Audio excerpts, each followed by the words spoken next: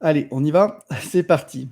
C'est vrai que moi, quand je rejoins toujours un webinar, je me dis toujours: «Est-ce que je vais apprendre quelque chose? Est-ce que ça va être intéressant?» Alors déjà, j'arrive toujours aussi 2-3 minutes en retard. Hem, la première question que je me pose tout le temps, c'est: «Est-ce que je vais apprendre quelque chose pendant ce webinar?» Et je voulais rassurer, ceux qui, comme moi, ont toujours cette petite anxiété de perdre 3/4 d'heure dans un webinar. Voilà 3 trucs dont je vais parler. Si vous les connaissez, ça sera peut-être moins intéressant, mais si vous les connaissez pas, je pense que ça devrait piquer un peu votre curiosité. Le TikTok de Ryanair, un speedrun Zelda sur Twitch. Si vous ne comprenez pas de quoi je parle, restez dans le webinar et le Edelman Trust Barometer, un peu plus sérieux que les 2 autres points, mais tout aussi, crucial. Donc on parle de ces 3 points-là pendant le webinar, et comme je vous rappelle, vous pouvez voter dans l'onglet sondage. Alors c'est parti, on y va pour les 10 tendances. Je les ai, regroupées en plusieurs parties. La partie 1, c'est, une multitude de formats. Première tendance, pour moi, c'est vraiment qu'on est aujourd'hui dans un monde où la vidéo, ça veut dire plein de choses. Ça peut être du live, comme on est en train de le faire avec ce webinar, ça peut être de l'éphémère avec les stories, les TikTok, Snapchat aussi, ça peut être l'asynchrone et tous ces formats-là, aujourd'hui, tous ces formats de vidéo, permettent pas mal de choses en termes de formation. Elles vont pas avoir les mêmes rôles, mais les 3 types de vidéos, pour moi, participent vraiment à l'efficacité d'une formation en vidéo. Il y a le live, le stream, le webinar, comme on est en train de faire. Vous le faites certainement déjà, depuis, 2 ans, notamment avec, le premier confinement. On se forme, en direct et on est tous les jours dans des conférences, dans des conf calls, hein. Vous le connaissez, mais il y a énormément de choses qu'on peut faire avec. Je reviendrai sur cette partie-là juste après. Ensuite, il y a tout ce qui est plutôt, format très court. Aujourd'hui, ça prend un petit peu moins, il y a un peu de micro-learning, mais je vous montrerai quelques formats courts justement sur les réseaux sociaux, qui sont, on va dire, de l'extrême micro-learning, et je pense que ça a aussi un rôle à jouer, pas le même évidemment, si on veut faire une formation, sur, je sais pas moi, sur le RGPD, on va pas pouvoir la faire en micro-learning avec des petits, shots de 5 secondes, mais il y a plein d'autres choses, vous le verrez, on peut le faire avec ce format-là et dernier point, c'est tout ce que j'appelle la vidéo asynchrone, c'est-à-dire que la vidéo qu'on capture qui n'a pas, vocation à disparaître tout de suite, donc ça peut être capturé un webinar pour avoir un replay par exemple, mais c'est aussi organiser une chaîne, que ce soit un YouTube ou un LMS et je trouve que c'est vraiment aujourd'hui clé fondamentale de ne pas aborder la vidéo sous un seul de ses angles. Si on fait que des webinars, on va jamais capitaliser sur sa vidéo, on est amené à tout le temps refaire, ce genre de vidéo. Donc c'est bien de pouvoir capitaliser avec le replay notamment. Donc c'est là où on voit que les 3 formats vont vraiment s'intégrer ensemble. Du format court pour être un peu en mode teasing, du format, live, pour créer l'événement et du format, asynchrone pour capturer, capitaliser sur la connaissance. Donc de ce point de vue-là, il faut penser multiplateforme, faut voir, large et être prêt à couper. Évidemment, un webinaire de 45 minutes, sur Instagram, je suis pas sûr que ça ferait, heu grand-chose et donc c'est pareil pour la formation, c'est bien d'avoir éventuellement des formats longs, mais il faut être capable de les couper, d'extraire les moments les plus impactants et puis surtout ceux qui répondent peut-être à une question très précise que quelqu'un va pouvoir se poser à un moment, et va vouloir trouver la réponse rapidement dans le LMS sans avoir à aller regarder une vidéo de 45 minutes et au global, comme je vous le disais, recycler entre, peut-être que la vidéo que je fais aujourd'hui, elle servira de teaser à la vidéo, au webinar que je ferai le mois prochain, par exemple. Ça, c'est ma première tendance. Donc vous l'avez compris, hein, sur les tendances, je vous donne la tendance, je vous montre un petit peu des exemples, je vous donne des pointeurs et puis après je vous dis, comment l'exploiter. Second point pour moi, sur cette multitude de formats, c'est le micro-learning et le mobile learning. Aujourd'hui, ils sont quasiment indissociables, et je trouve que c'est vraiment intéressant parce qu'on peut faire des choses assez fortes. Il y a de plus en plus de formations qui se montent sur les réseaux sociaux, aujourd'hui, avec des formats courts sur des, logiciels, plutôt professionnels. Le dernier en date qu'on a trouvé avec Alexia, c'est Tuto sur Excel, qui est des formations avec des petites stories, sur une ou 2 fonctionnalités avancées de Excel, à chaque fois et donc c'est des vidéos qui durent même pas 30 secondes, mais qui vont donner à chaque fois une formation qui vont permettre de s'améliorer. Même moi, j'apprends encore des choses sur Excel, quand je regarde leurs vidéos. Donc, je vous invite à aller aussi d'ailleurs, dans les sondages, nous donner votre avis, au fur et à mesure, et on regardera un petit peu les résultats si on a le temps en fin de webinaire. Donc, super important, de réfléchir à ces formats courts, à ce format de micro-learning, notamment parce qu'ils vont avoir un impact aussi sur la formation, sur le long terme et pas notamment sur juste que de la formation initiale. C'est-à-dire qu'on connaît Excel, mais on va se former à des petits points Excel comme ça un peu tous les jours. Vous le verrez aussi, toutes les slides ont un petit lien, c'est ici que ça se passe. Vous cliquez dessus et vous pouvez aller voir le cas en question, quand vous recevrez les slides. Donc, pour bénéficier de cette tendance, pour moi, évidemment, il faut aller à l'essentiel, on n'a pas le temps de faire autre chose. Éventuellement, si on a un sujet un peu plus lourd, le découper en mini-sujets, on n'est pas obligé de donner la formation à tout d'un coup.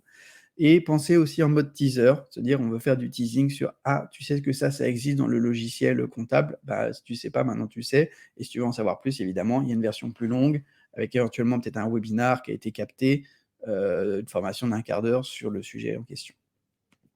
Donc ça, c'est une tendance, je pense, à vraiment capturer aujourd'hui, quand on parle de vidéos de formation. Troisième point pour moi, c'est réinventer le live. Et alors là, je je vais dire que je me jette la première pierre. Warning slide, je fais beaucoup de webinars comme ça, ce que j'ai appelé des webinars à l'ancienne. J'essaie de les rendre, assez captivants, de faire en sorte que quand les gens assistent à nos webinars, ce soit pas commercial et ce soit un peu de la formation. Donc je me permets de m'inclure dans la veine des webinars de formation. Mais ce que je pense, c'est que, bah, de moins en moins, on va privilégier cette piste de, quelqu'un qui parle avec un chat sur le côté, même s'il y a des moyens d'interactivité qui sont plus forts. Je pense que, l'inspiration, il faut aller la chercher ailleurs si on veut renouveler le genre et c'est là où j'en viens à une des bulles que je faisais tout à l'heure en début de webinaire, au speedrun Zelda sur Twitch. Alors, je décode pour ceux qui ne connaîtraient pas Zelda, c'est un des jeux les plus connus depuis des années sur les consoles Nintendo, et notamment quand la Switch est sortie, ils ont sorti une nouvelle version de Zelda qui s'appelle Breath of the Wild. Et le grand jeu pour les gamers aujourd'hui, et les gamers, hein, c'est pas juste des adolescents boutonneux, si on peut prendre un vieux cliché. Les gamers, c'est des gens comme moi aujourd'hui qui ont entre, on va dire, 20 et 50 ans, des hommes, des femmes, et donc c'est les gens que vous formez tous les jours. Bah, reprenez les codes, comment ils se forment aujourd'hui? Ils se forment sur Twitch pour apprendre des astuces, notamment sur ce jeu Zelda. Donc la grande tendance depuis que Zelda est sorti, c'est de faire des speedruns, c'est-à-dire faire le plus rapidement possible Zelda. C'est un jeu qui doit prendre des heures et des heures à faire. Moi, je l'ai fait sur plusieurs semaines. Il y a des gens sur des gamers professionnels qui le font en 26 minutes. Et pour ça, en fait, c'est parce qu'ils se sont tous formés les uns les autres via la plateforme Twitch. Donc Twitch, c'est comme une plateforme super importante depuis qu'elle a été rachetée par Amazon en 2014. Donc, on voit le format qui est utilisé sur Twitch, c'est très engageant. Et je voulais que vous reteniez ça, c'est que je pense qu'on peut en prendre vraiment de la graine pour former, bah, toute la génération, on va dire X, Y, Z et millénials. J'ai dit «nos jeunes» avec des gros guillemets parce que je me considère aussi jeune, et pourtant, voilà, se forment ainsi. Ils se forment à des logiciels, à des gestes complexes. Zelda en est un exemple, mais il y a plein d'autres jeux qui sont des logiciels complexes. Il faut connaître les astuces, et cetera. Et on va dire, c'est des logiciels bien plus complexes dans lesquels on passe plus de temps que notre logiciel de compta, que Excel ou que PowerPoint, qui sont des outils auxquels on doit former nos jeunes, encore une fois, ou nos apprenants. Ce qu'on voit, c'est que les gens y vont parce qu'ils ont une volonté de se perfectionner et qu'ils vont trouver là-bas les moyens de se perfectionner. Ils trouvent des experts qui leur parlent et il y a une certaine émulation autour de ça. Et je trouve ça génial et on reviendra aussi là-dessus sur la tendance du pair à pair. On en reparlera plus tard, mais toute cette formation peer-to-peer, elle est extrêmement importante. C'est pas forcément un expert qui est très différent de moi qui me parle, c'est quelqu'un qui, comme moi, s'intéresse au même sujet et qui en est bien. Évidemment, on parle de jeux vidéo, donc il y a un petit peu une dose de ce que j'ai appelé edutainment, rendre, la partie éducative amusante, mais on peut vraiment amener ça, dans nos formations aujourd'hui, dans nos formations en live et encore une fois, je tiens à le redire pour ceux qui jouent éventuellement à Zelda, qu'ils lèvent la main dans le chat.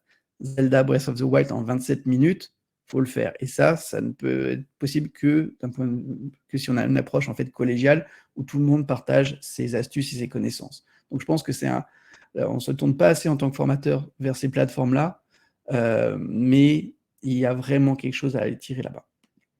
Donc j'espère vous avoir donné envie. Donc l'idée, c'est de créer l'événement, c'est de trouver vos experts et ensuite c'est de capter pour la synchrone, les lives que vous faites, de pouvoir les capter pour que ce soit ensuite, on puisse les rejouer. Donc il y a beaucoup de lives, de gamers, sur Twitch ou sur YouTube qui se retrouvent aussi après dans des chaînes YouTube.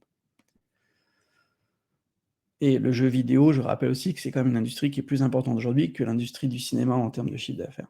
Voilà, donc je termine ma longue parenthèse, mais qui me paraît être, une parenthèse salvatrice sur, Twitch et le gaming. J'en viens à ma partie 2 des tendances, proximité et authenticité. D'après le chat, il y a pas beaucoup de de gamers, parmi nous. N'hésitez pas s'il y en a, vous pouvez encore me faire un petit coucou dans le chat. Et non, je ne sais pas faire Zelda en 27 minutes.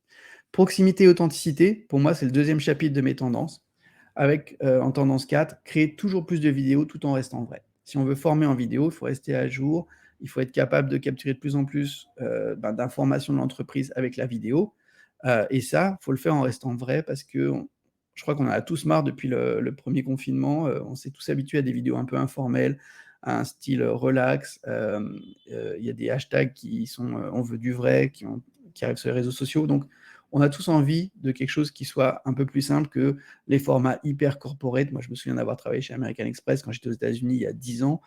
On avait des vidéos hyper corporate pour nous expliquer, alors évidemment, le blanchiment d'argent, des choses comme ça, donc c'est des sujets sérieux, mais je pense qu'on peut les traiter maintenant avec un ton un peu plus, fraternel que paternel, on va dire.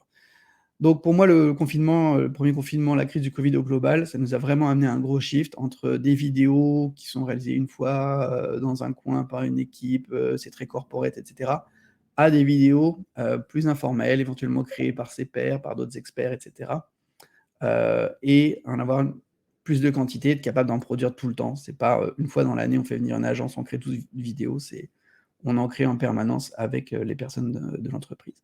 Donc penser co-création, avec qui je peux créer, peut-être que je peux créer du contenu avec, mes partenaires, peut-être que je peux créer des contenus, avec, les experts du lab, R&D, mais peut-être aussi avec les équipes terrain. Est-ce que je peux automatiser certaines tâches? Donc je reviendrai notamment sur le fait, d'utiliser Canel éventuellement pour, être capable d'aller rapidement tourner des vidéos sur le terrain. Et au global, jouer l'authenticité et c'est là où faut faire attention, c'est que quand on automatise, de ne pas perdre cette authenticité, donc pas essayer de se dire: «Tiens, je prends toute ma banque, de savoir qui est aujourd'hui en articles et je transforme ces articles en vidéos». Ce format-là, ça saoule très vite, les gens vont regarder une, ils vont pas regarder, 10 vidéos, donc ça va pas dans le sens de votre formation.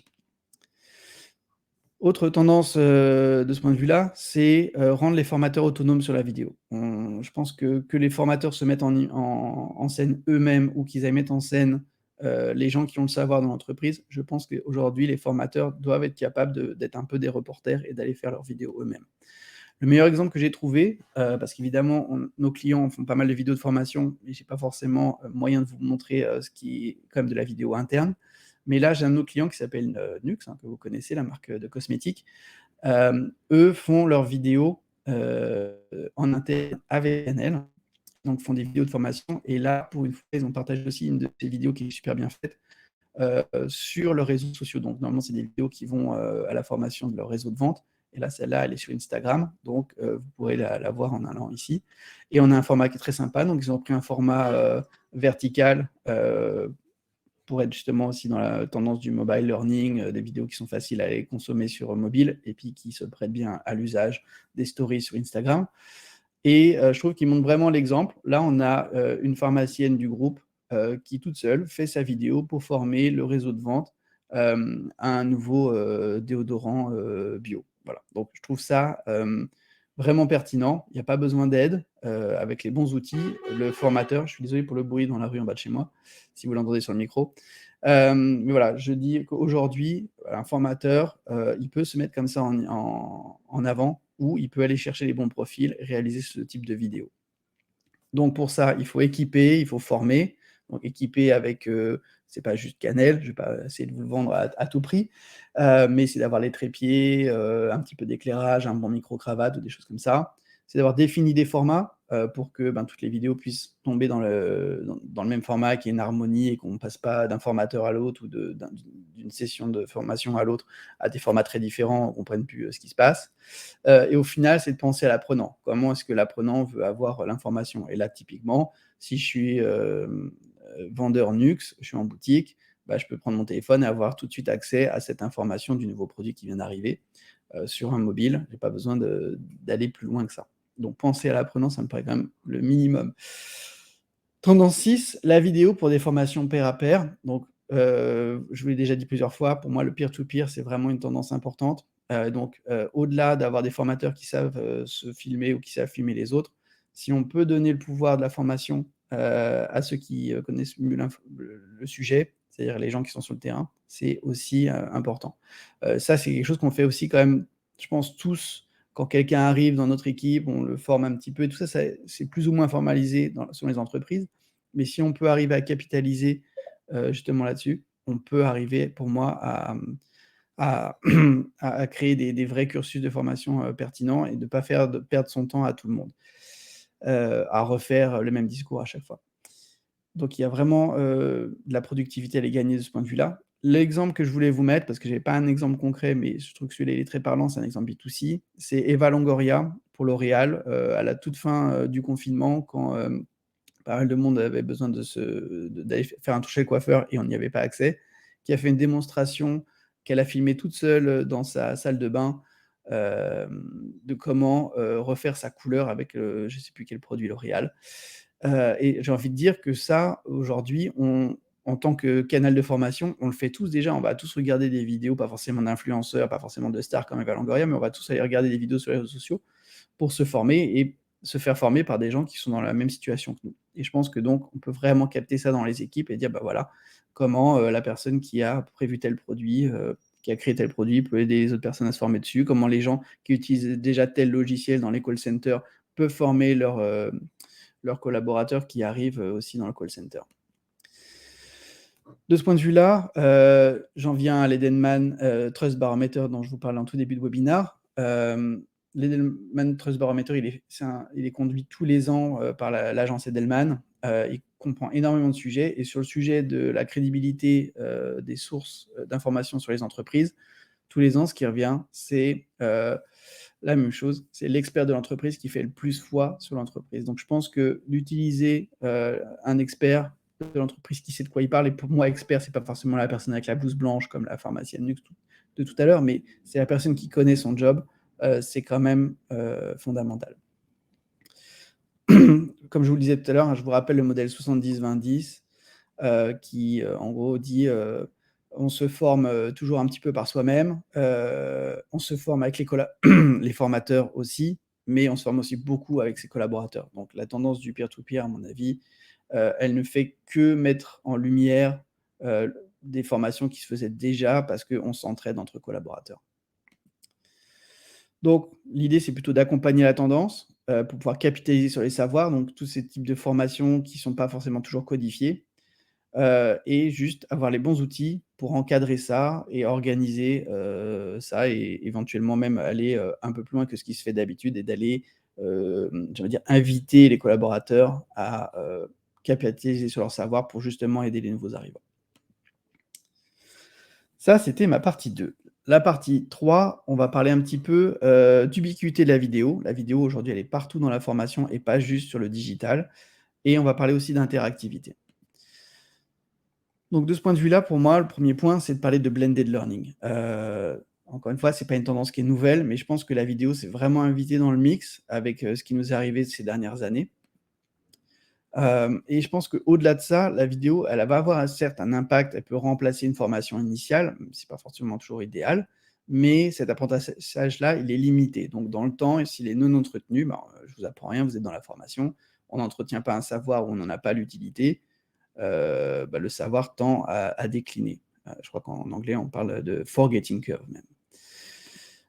Si, on étale un petit peu la formation avec des modules, vidéo qu'on peut consommer dans le temps, ben, on va avoir, aussi peut-être, un meilleur apprentissage. On ne base pas tout sur une formation initiale, mais on la base dans le temps. Par contre, si on l'entretient pas, pareil, on va avoir un oubli dans le temps. Donc je pense que vraiment aujourd'hui, la clé, c'est comment on entretient, la formation dans le temps? Parce qu'on sait que les outils, ils changent, les processus, ils changent, donc il faut amener, bah, des formations qui vont s'adapter, au cours du temps pour que les gens restent, formés aux nouveautés et en même temps entretiennent leur savoir et donc je pense que pour ça, ce qui est important, c'est de pouvoir capitaliser sur la vidéo. On fait pas forcément venir tout le monde à une formation, mais quand il y a une petite nouveauté, on est capable de la distribuer avec de la vidéo, avec du replay, avec, des petits tips, comme on l'a vu avec Nux. Pas besoin de faire venir tout le monde pour un produit, mais on peut former les gens aux nouveaux produits au fur et à mesure avec des vidéos. Donc, bah, de se dire: «OK, les gens ils apprennent,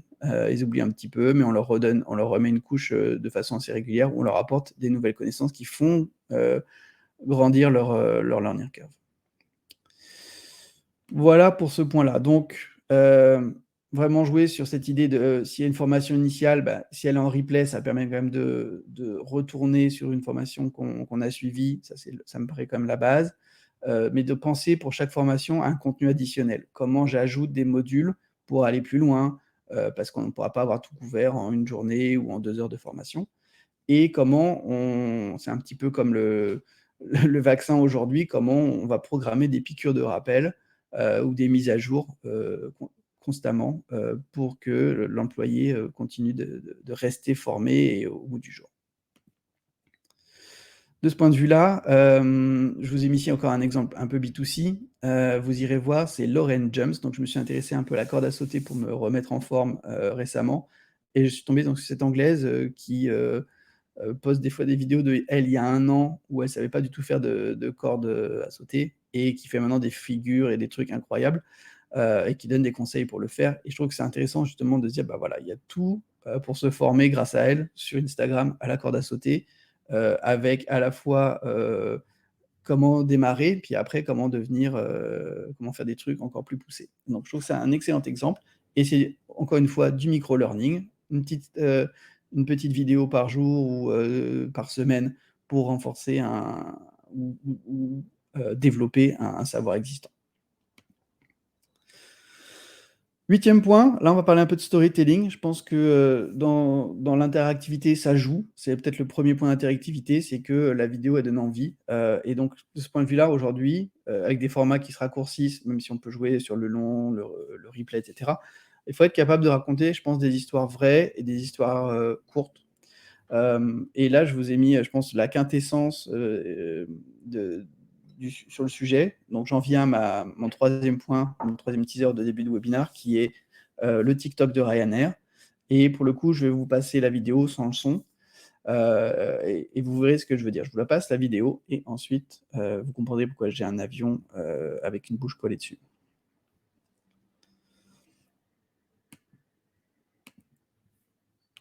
Il faut que je partage l'écran. Pardon.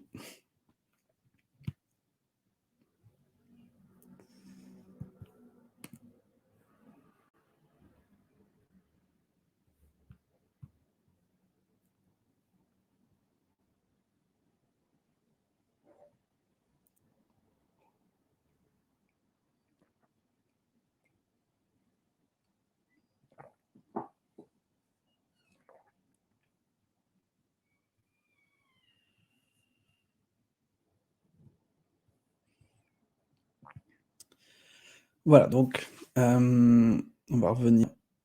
Je vais arrêter mon partage d'écran. Voilà, on va revenir aux slides.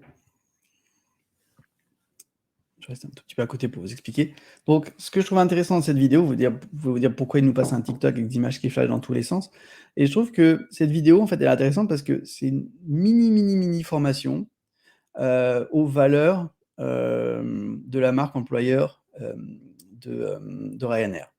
On met en avant la partie travail, la partie, alors la partie love life, c'est un petit peu pour rendre le côté amusant, mais ce côté amusant, il fait partie de l'ADN de la marque et en même temps, du coup, je trouve que c'est un format qui est très cohérent. Donc Là, on n'est pas sur de la formation pure et dure évidemment, mais si on veut renforcer la culture d'entreprise et on sait qu'aujourd'hui, la culture d'entreprise, elle souffre de l'éloignement, du télétravail et cetera. Et ben, je trouve que ce genre de petites vidéos, ça fait, le job. On voit les équipes de Ryanair, et on reprend les codes, de leurs autres vidéos. Donc si vous connaissez pas le TikTok de Ryanair, enfin quasiment toutes leurs vidéos sont faites comme ça, où il y a un petit message qui passe avec, un visage qui est collé sur un avion. Donc évidemment, c'est les codes de TikTok, donc c'est assez décalé. Et ensuite, ça joue sur le fait que sur TikTok, souvent les vidéos sont faites par des montages extrêmement rapides d'images avec 1 ou 2 messages clés qui passent dessus. Donc on reprend ça, on reprend ce format, hem et encore une fois, ce qu'on trouve ici, c'est, ben, qu'il faut aller à l'essentiel, qu'il faut adopter des codes, voire instaurer ses propres codes. Je trouve ça intéressant, c'est que là, bah, cet avion qui parle comme ça fait un peu bizarre, mais si on suit le TikTok de Ryanair de façon régulière, on est habitué à ce type de communication. Ils ont instauré ce code-là, ça fait partie de leur ADN sur les réseaux sociaux. Encore une fois, a picture is worth a thousand words, hein, cet adage en anglais, une image vaut bien 1000 mots, est importante. Ben voilà, montrer très rapidement quelques images et on va essayer de renforcer un message comme ça. Donc c'est vraiment ce côté piqûre de rappel. Et dernier point, pour moi, c'est de faire le show. Je pense que c'est assez important aussi, des fois, de se dire: «OK, on va se mettre un peu en scène. C'est pas parce que c'est de la formation que ça doit être ennuyeux». 9e point, donc on a parlé de storytelling. Maintenant l'interactivité pour moi, je vais vous dire, ça peut avoir de multiples visages, et c'est pour ça que je vous dis l'interactivité même pour de faux. C'est que des fois quand on pense interactivité, on va dans des trucs très complexes, mais on peut aussi faire des choses très simples. Warning slide again. Donc si vous avez Netflix, si vous avez déjà lancé un programme, je sais pas comment on appelle ça, un programme dont vous êtes le héros si vous voulez, donc des programmes interactifs. Là je vous ai choisi une super série qui s'appelle, Kimi Schmidt et donc dans les épisodes interactifs, bah, on peut choisir le déroulement de l'histoire, on peut cliquer et cetera. Donc ça, c'est un niveau d'interactivité assez poussé. Derrière, il a fallu penser au storytelling avec différents chemins et cetera. C'est pas trop ça que j'ai en tête, j'ai pas ce pour moi, l'interactivité, ça a pas besoin d'être des choses complexes comme ça et souvent dans les outils RH, on met des trucs complexes en place. Pour moi, les trucs tout simples en termes d'interactivité, c'est les petits quiz et j'irai plutôt chercher l'inspiration sur les stories, sur Instagram où, on peut alors je vais peut-être remettre les slides en plus grand, où on peut, bah, poser des petits questionnaires. On peut même, on voit même des influenceurs qui utilisent juste le fait de mettre 1, 2, 3, 4, 5, 6 choix différents à l'intérieur de leur story et ensuite il y a besoin de commenter pour donner son avis et ça crée, un peu cette boucle de feedback et en même temps bah, ça nous intéresse. Moi, j'ai envie d'aller commenter du coup et c'est pas compliqué à faire, mais ça permet de créer cette première couche d'interactivité. Alors après, évidemment, on peut aller vers des trucs plus complexes. Mais à la base, pour moi, l'interactivité, c'est inviter à interagir, donc peut-être à commenter, à laisser des informations. C'est pas forcément un quiz, super, ennuyeux. Il faut que ce soit simple, à la fois pour, vous, si vous avez décidé d'exploiter la donnée, mais il faut que ce soit simple aussi pour la personne qui va répondre et de façon ultime, j'ai envie de dire, il faut que ça aille dans les 2 sens. C'est-à-dire que, oui, la personne ne peut pas répondre forcément à une vidéo, mais l'apprenant, il peut laisser un avis et s'il voit que cet avis, il a été pris en compte dans les prochaines vagues de vidéos, il va se sentir, valorisé et il va voir que son avis compte et ça, c'est important aussi. Si on veut aller un peu plus loin, il y a des choses qu'on peut faire. Par exemple, nous, Canel, on s'intègre avec, Cumulus, qui est une autre société, française comme nous, une start-up qui, fait des modules interactifs pour des vidéos. Donc, on avait fait un petit, proof of concept en travaillant ensemble sur comment plier une chemise. Voilà et on peut créer des chapitrages, on peut créer des interactions, rajouter des quiz. Ça, évidemment, c'est un niveau d'interactivité qui est sympa à avoir, mais on n'est pas obligé d'aller jusque-là. Dernière tendance et après il y aura une tendance bonus, tendance 10, pour moi la formation aujourd'hui, elle doit penser vidéo first. Alors vous me dire je suis vendeur d'outils vidéo donc forcément je vais vous dire ça. Mais, au-delà de ça, j'ai envie de dire, si on regarde, comment les gens se forment aujourd'hui, ce qu'ils consomment sur les réseaux sociaux et cetera, on peut pas ignorer ça et se dire: «OK, les gens vont regarder une vidéo de 30 minutes, où on leur pose 2 questions à la fin». Ça peut plus fonctionner. Je vous ai remis encore un exemple assez criant. Là, c'est une formation Excel, sur TikTok. et donc c'est, Miss Excel, qui a 700 000 abonnés sur TikTok. Des gens qui se forment, qui suivent comme ça des tout petits TikTok, donc des petites vidéos de 15 à 30 secondes, qui présentent une ou 2 fonctions de Excel. Donc là, par exemple, comment, sortir le prénom, d'une phrase, avec, 2 petites fonctions de base, bah, c'est des trucs tout bêtes, mais moi je sais qu'à chaque fois que j'ai eu des stagiaires, ou des gens que j'ai formés quand j'étais, professeur au CNAM, des fonctions toutes bêtes comme recherche V, bah, ils connaissent pas forcément et ça fait gagner du temps dans pas mal de métiers. Donc si on peut former, les gens qui arrivent dans des nouveaux rôles, sur quelques fonctions bureautiques comme ça, je pense que, il faut prendre, c'est un gain. Donc voilà, elle, c'est Miss Excel sur TikTok et je vous disais un petit peu de façon, ironique, sinon vous, ils sont comment vos tutos produits? Comment vous formez les gens aux outils, qui sont utilisés dans votre entreprise? Et je pense qu'on peut vraiment en prendre de la graine, niveau micro-learning. Donc de ce point de vue-là, pour moi, tout se teste. L'idée, c'est de répondre à ces publics et les publics aujourd'hui, ils sont habitués à utiliser TikTok, Instagram et cetera. Ils sont habitués à ces codes du extra rapide, du snackable, et peut-être que c'est même une façon aujourd'hui en formation de se différencier, de se dire: «OK, on va pas essayer de faire des grosses formations monolithiques, on va faire des petites formations, au fil de l'eau». Petite tendance bonus, pour moi, là, je vous vends vraiment cannelle, tout le monde peut faire de la vidéo, et ce côté, user generated content ou employee generated content, il a vraiment la cote, ce type de contenu. 85 des sondés par Square Loving disent faire plus confiance à de user generated content, qu'à du contenu de marque. 68 trouvent aussi que ce type de contenu est plus authentique et intéressant que des visuels produits classiques. Et j'ai envie de dire, cette tendance chez les consommateurs, bah, elle se retrouve aussi chez vos consommateurs de formation, les gens que vous voulez former. Donc, je pense qu'il faut qu'on en prenne de la graine et qu'on joue sur cette carte de l'authenticité, de la proximité. Les gens se forment, les uns aux autres. Il faut le valoriser, bien sûr. C'est aussi peu cher et facile à réaliser. Aujourd'hui, il n'y a pas besoin d'avoir des grosses équipes de tournage.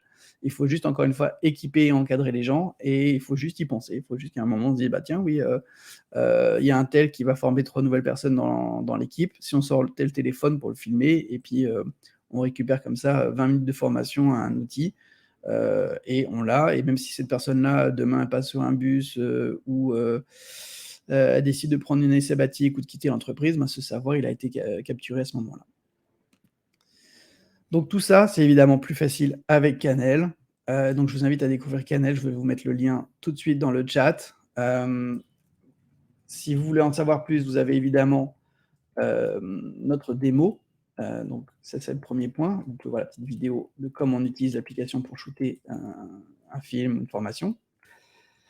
Et vous pouvez aussi, prendre un rendez-vous avec, un de nos, client heroes, donc c'est nos commerciaux, qui vous aideront, à la fois à comprendre toute la solution Canel avec la plateforme web pour designer des scénarios pour, les gens qui vont être responsables de formation et ensuite comment déléguer la réalisation des vidéos, dans les équipes grâce à l'application Canel. Donc, je vous invite à aller faire un petit tour sur le site.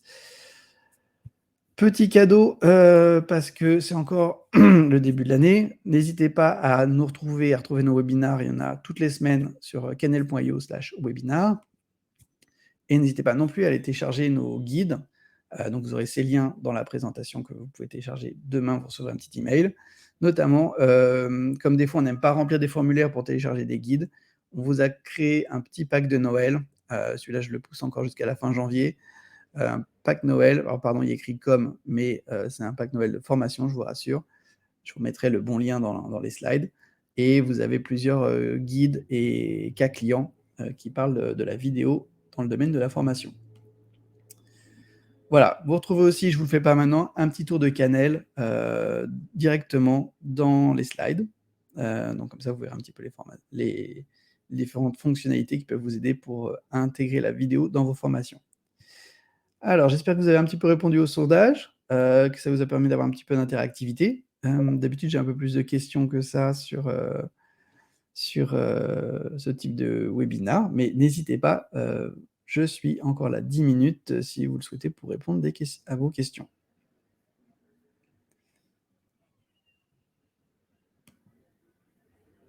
Donc je vois qu'il y a eu quelques votes,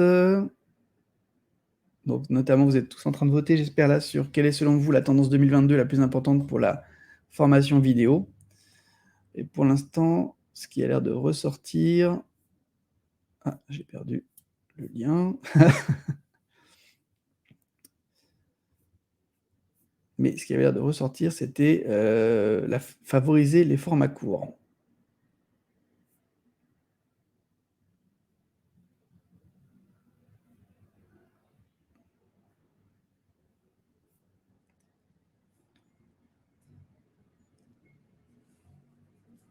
Alors, pareil, des questions assez intéressantes. Êtes-vous prêt à laisser de l'autonomie à vos formateurs? Et là, vous êtes 60% à répondre oui, mais en gardant un peu de contrôle, et 40% qui disent carrément bien sûr, ils connaissent leur sujet. Donc ça, je trouve ça assez intéressant qu'on se tourne vers de plus en plus d'autonomisation. Alors, sur le chat, Florence, merci pour votre commentaire. Alors, Canel permet d'intégrer des boucles de feedback. Comment? Alors aujourd'hui, à l'intérieur de Canel, c'est vraiment une solution pour tourner les vidéos. C'est pas une solution pour remonter des feedbacks pour les gens qui regardent la vidéo. Pour ça, il vous faut un outil, un LMS ou un réseau social d'entreprise où vous pouvez partager ces vidéos.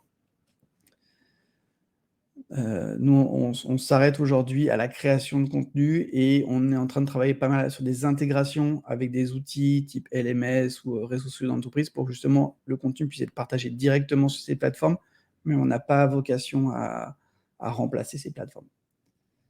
Béatrice, merci beaucoup pour vos remerciements.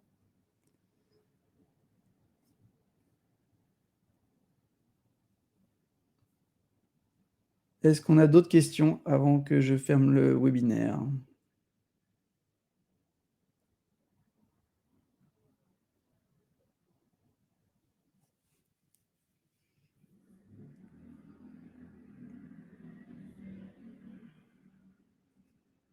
Alors sinon, les questions que j'ai éventuellement des fois, c'est comment convaincre ces équipes de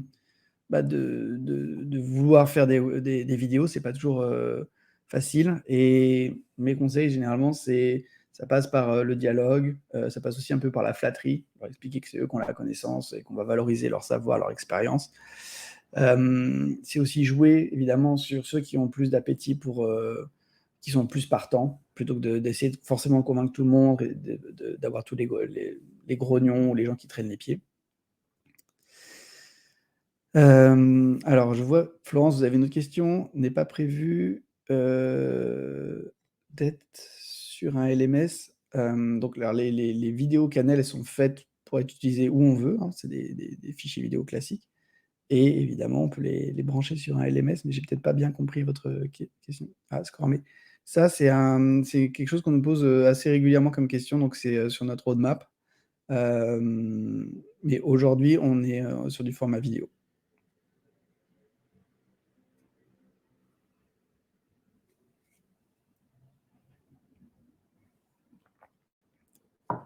Pas de souci.